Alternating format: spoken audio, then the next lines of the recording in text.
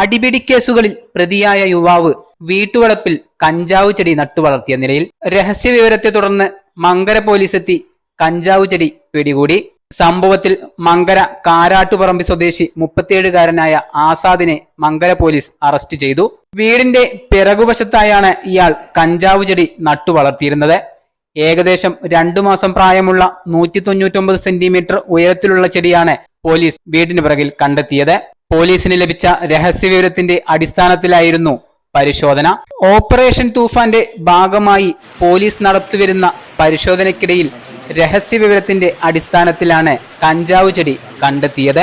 Mankara, Kottayi police സ്റ്റേഷനുകളിൽ ഇയാൾക്കെതിരെ അടിപിടി കേസുകൾ നിലവിലുള്ളതായും സ്ഥിരമായി കഞ്ചാവ് ഉപയോഗിക്കുന്ന ആളാണെന്നും പോലീസ് പറഞ്ഞു. SI-മാരായ Paulose, Saheed, ASI Shijith, CPO Abdul Hakkim, special branch SI CR Suresh എന്നിവരടങ്ങിയ സംഘമാണ് ആസാദിനെ പിടികൂടിയത്.